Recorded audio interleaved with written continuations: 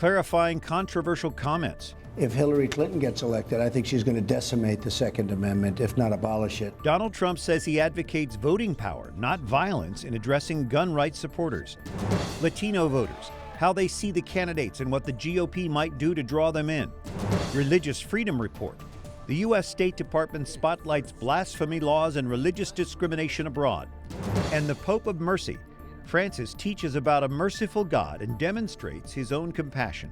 Those stories and more on EWTN News Nightly for Wednesday, August 10th, 2016.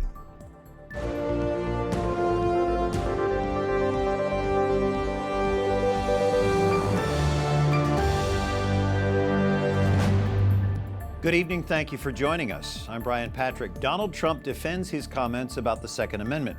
He blames faulty interpretations and media bias for the uproar. As undeterred Democrats pile on, Trump insists he never advocated violence against Hillary Clinton. This latest controversy stems from an offhand quip at a boisterous campaign rally. Hillary wants to essentially abolish the Second Amendment. By the way, and if she gets to pick her judges, nothing you can do, folks. Although the Second Amendment people, maybe there is, I don't know. Today, Trump is holding a roundtable with coal industry executives and other business people in Glade Spring, Virginia. It's a rare, intimate event for Trump, whose campaign appearances are usually limited to large rallies. Hillary Clinton is in Des Moines, Iowa today as her campaign tries to capitalize on that controversy. Supporters are being asked to chip in $1 to show that, quote, we don't tolerate this kind of politics. A leading Latino conservative says Republicans must do a better job reaching Hispanics if they want to win the White House in 2016. Jason Calvi is here with that story tonight. Jason. Brian, here's what they're up against. A Pew poll finds 66% of Hispanics favor Clinton, but political experts say a majority of Latino voters are independents. Now the fight is on to get their votes. 2, 3, register people to vote now. Las Vegas union members rally. Then go out to round up voters. Buenas tardes. About 27 million American Latinos are eligible to vote, but only about half do. Trump may be stirring a sleeping giant. You can't have this discussion without talking about what Donald Trump has said and done. And even though many Latinos are outraged over Trump, it's not a given that Hispanics will vote Democrat. Alfonso Aguilar leads the Latino Partnership for Conservative Principles. He says the issue of abortion is a key in attracting Hispanic voters. They cringe, the average Latino, when they see this radical agenda being pushed by Obama and Hillary Clinton. But Trump's comments about illegal immigrants have made Latinos cringe. You got the drug guys, you got rapists, you've got killers. LA native John Herrera hasn't registered to vote in the past 5 elections. Now he's signed up. I haven't really voted in the past except now because of Trump, hating on Hispanics. Jeanette Thompson is a Latina supporting Trump. She says he needs to court Hispanic communities. Alfonso Aguilar agrees. Latino wages are lower than any other group, including African Americans. And I think his message of starting the economy and creating good paying jobs by deregulating the economy and bringing manufacturing back could resonate with Latinos. And a Pew poll finds the most important issue for voters, including Latinos, is the economy. Hispanic voters can swing an election. Experts say a presidential candidate needs at least a third of the Latino vote to win. Right now, Trump is short about 10%. Brian? Thank you, Jason Calvi. Other stories our EWTN News Nightly team is covering in today's world. Baltimore's police commissioner says biased law enforcement tactics won't be tolerated. Kevin Davis says some officers have already been fired for violations listed in a Justice Department report. This report is not an indictment on every man and woman that has the privilege of wearing this uniform, this patch, and this badge. This report is, however, an indictment of those bad behaviors by a relatively small number of police officers over many, many years. A year-long federal investigation uncovered systematic targeting of African Americans and the use of excessive force by some officers. The weekend death of a 10-year-old boy at a Kansas water park raises new safety concerns. Two others who rode the same water slide as Caleb Schwab say nylon shoulder straps came loose during their ride. The investigation into the boy's death continues tonight. Kansas City's Schlitterbahn Water Park reopens today, but its largest water slide remains closed. Investigators continue to try to figure out what caused the weekend death of a 10-year-old. On Monday, police say Caleb Thomas Schwab died of a neck injury while on the slide. It was just really overwhelming because we were 10 minutes away from going down that ride. Kelsey Friedrichsen was at the park on Sunday when it happened.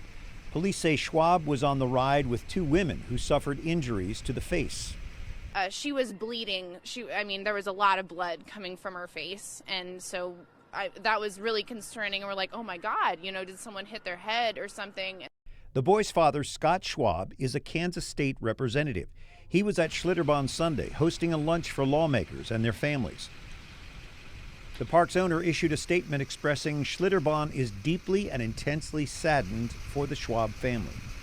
And tragedy in Iraq, 12 newborns die as fire rips through a maternity ward at a Baghdad hospital. This mother mourns the loss of her baby as other grief-stricken family members gather outside the hospital. Charred equipment and furniture can be seen in the rubble. One official says 8 babies were saved, taken to other nearby hospitals. The initial investigation indicates it was an electrical fire, common in Iraq due to poor maintenance and improper wiring. Queria então proclamar o resultado dizendo que o texto destacado do parecer. Brazil's chaotic political climate continues to be a backdrop for the Summer Olympics in Rio. The suspended left-leaning president Dilma Rousseff now faces trial for impeachable offenses. She's accused of fiscal irresponsibility and covering up budget deficits. The trial will likely take place after the Olympics later this month.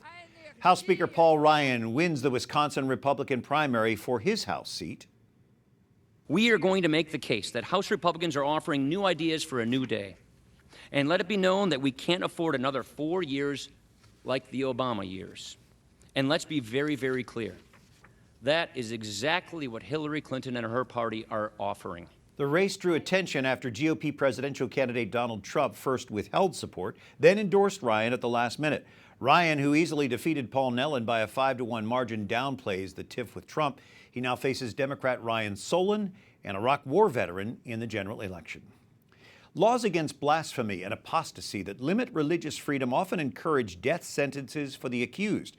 That's one point made in the State Department's annual report on global religious freedom released today. Bigotry and intolerance can be found in every part of the world, including the United States. But every country has an obligation to respect religious liberty and freedom of conscience. We encourage every country to do so. The report says about a quarter of the world's countries have blasphemy laws, but they often go unenforced in non-Muslim states. Rabbi David Saperstein is America's Ambassador at Large for International Religious Freedom, joining us from the State Department. Ambassador, what nations would you say are the biggest violators of religious freedom? We have about 10 nations that we classify as countries of particular concern. North Korea, that allows no religious freedom. China, that has widespread harassment and restrictions on a whole variety of religious groups. Saudi Arabia, Iran, Sudan, Burma, and Eritrea. So there are a range of countries that are countries of particular concern that engage in systemic, ongoing, egregious violations of religious freedom. Does terrorism factor into this report, specifically ISIS? It does. The rise in the last several years of the non-state groups, Boko Haram, El-Shabaab, certainly ISIL-Daesh, as well as some from other faith groups that have been around, some of the militant Buddhist groups, some of the militant Hindu groups in Central Asia. These all pose significant threats. ISIL, of course, with its targeted effort to eviscerate the presence of a number of groups in that region. But this is a new phenomenon. It is a deadly one for many minority religions, or those of the same religion that these groups don't like. And we are working very closely with the international community to be increasingly effective in neutralizing these groups and eviscerating their presence. Are you specifically concerned about laws against blasphemy and apostasy that really limit religious freedom in mainly Muslim nations? That was one of the focus points of our report. It's been going on for a while. We wanted to lift up how deadly these can be. It's hard to think of anything that is so violative of the right of freedom of expression, the freedom of religion, the freedom simply to express your religious views in accordance with your conscience that is offensive to the majority religious group usually, and who are willing to use the coercive power of government to penalize people by criminalizing such activity, and often because there's such emotion over accusations of blasphemy, it leads to societal violence in which innocent people are simply killed either on false accusations or simply for expressing their religious views that are anathema to the majority who hold the power. In releasing this report today, Ambassador, you mentioned Pope Francis's November visit to Africa. Was he able to ease tensions among religious groups there? He was for a while. I mean, that's one of the few examples that comes to mind in which there were some Christian extremist groups who were targeting Muslims in that case. So you had both Muslim groups and militias and Christian militias. His presence led to the tearing down of barricades around Muslim areas of the cities. They didn't go back up when he left. There were Muslims who visibly marched with the Pope. Some of the younger people rallied to express their support. So it was a hopeful sign. Unfortunately, in the last couple of months, we've seen an escalation again of some of the sectarian violence. I'll be going there in a month to try and assess how we can be more hopeful. We'll look forward to speaking with you after that visit. Rabbi David Saperstein, Ambassador at Large for International Religious Freedom. Thank you. Thank you. Turning now to the Olympics, Michael Phelps now has 25 Olympic medals. 3 more races, too, in Rio, with a chance to add to his unsurpassed total. Phelps earned his 20th and 21st Olympic gold medals Tuesday. He won the 200-meter butterfly, returning to the pool about an hour later, anchoring the U.S. to victory in the 4x200 freestyle relay. Phelps has 4 other medals, 2 silver, 2 bronze. Katie Ledecky holds off Sweden's Sarah Sjöström to win the gold in the 200-meter freestyle Tuesday night. Ledecky touched in 1 minute, 53.73 seconds. She hopes to become only the second woman to capture the 3 longest freestyle events at a single Olympics. Debbie Meyer last did it in the 1968 Games. And the U.S. women's gymnastics team captures a second straight gold with a high-flying, dominating performance. The day was capped by 19-year-old Simone Biles' boundary-pushing floor exercise. The team adopted the nickname the Final Five in honor of the coach's retirement and because a format change will allow only 4 team members to compete in 2020. Coming up, Pope Francis sets an example putting mercy into practice. And a high school football coach let go for praying after games fights back in court.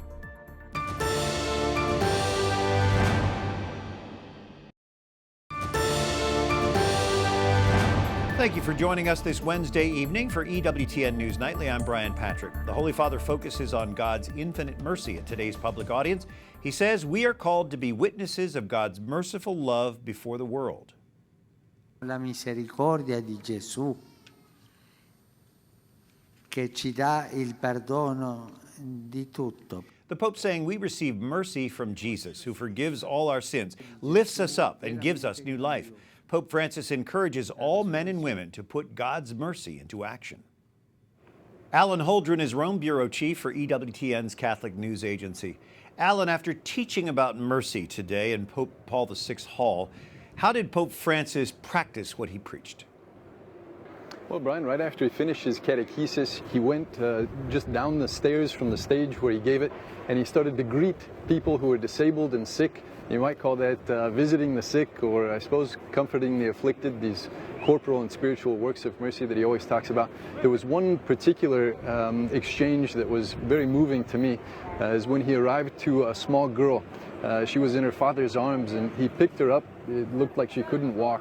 She must have been about 8 years old, and the Pope spent quite a bit of time there with them, blessing her and speaking to the Father. Really a beautiful exchange. It meant a lot to them, you could tell, but the Pope did that with more than 100 people today. We see Pope Francis doing this repeatedly, embracing people with disabilities at these audiences. Are they specially invited? Are they given a special place to sit for the audience? Yeah, I assume that they make the request to be at the general audience just like anyone else. I think they put in information to say that they're disabled or sick, and they're given a special place right at the very front, as in so many of the Pope's public events like masses. They're always in a privileged position, and he goes to them first after he's finished. In the case where people I've seen that have come without a ticket but are disabled in a wheelchair, they bring them right up to the very front even without that ticket. So it's really a beautiful sign from the Pope of preference for these people. Alan, I know it's very hot there in Rome, as it is in much of the United States right now. In fact, Rome pretty much takes the month off. What about the Holy Father? What are his plans for the next couple of weeks? Well, there are just very few events on his schedule. We've got his Sunday Angelus addresses, where he's here in St. Peter's Square just for about 15 minutes at midday to pray with faithful. He's also got his general audiences on Wednesday mornings, which last about 2 hours. The one today was inside that Vatican's audience hall. They do have them outdoors if there are more than 7,000 people, but it's awfully hot for that as well. Besides that, he's just got one other event on his calendar for the next couple of weeks, which is another Angelus address on a Monday, which is the Feast of the Assumption. That's next Monday, the 15th. I hope he gets a few days of rest in between. Alan Holdren from the Catholic News Agency in Rome. Thank you, Alan. Thank you, Brian. A high school football coach who was let go for praying after games sues the school district he worked for. After every game for 7 years, Coach Joe Kennedy, a Marine Corps veteran, took a knee at the 50-yard line thanking God for his players. Now, last fall, the school district in Washington State ordered him to stop. The Bremerton School District then denied Kennedy's request for religious accommodation. The district suspended him and refused to renew his contract. Ken Klukowski, senior counsel for the First Liberty Institute, the group representing Coach Kennedy, is with us. So the school district was concerned about potential liability. What trouble could have come from Coach Kennedy praying? None. That's a complete nonsense. That's a smokescreen. It's for anyone who knows what the law has to say on this issue, both under the U.S. Constitution and federal statute. There was no realistic legal liability here. They could have accommodated him. We asked to meet with them. They refused to even sit down with us, and that's why we're in the situation that we're in today. So they're not required by law to honor a religious accommodation?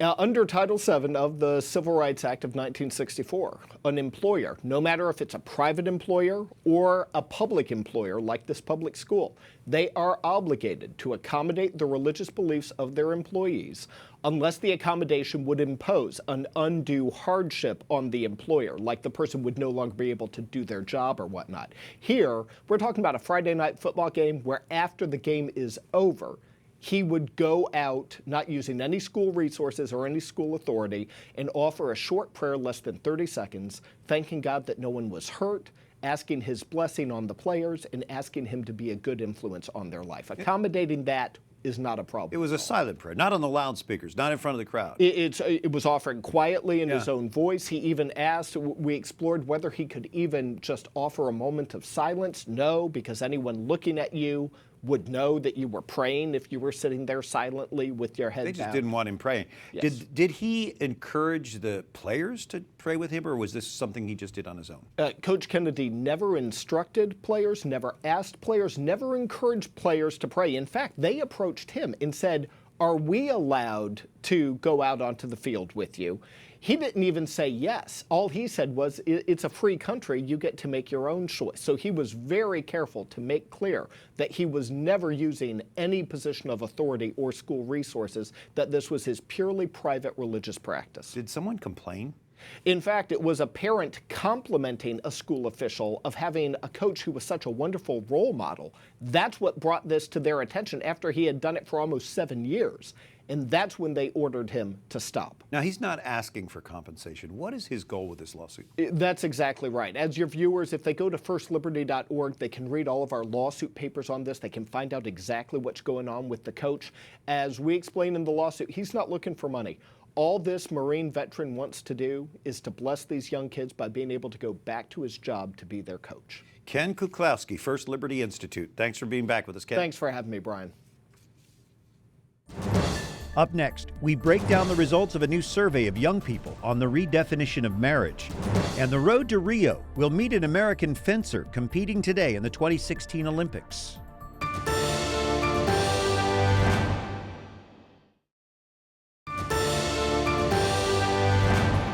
Today, August 10th, the feast of St. Lawrence of Rome, a deacon under Pope Sixtus II. He was martyred in 258 AD.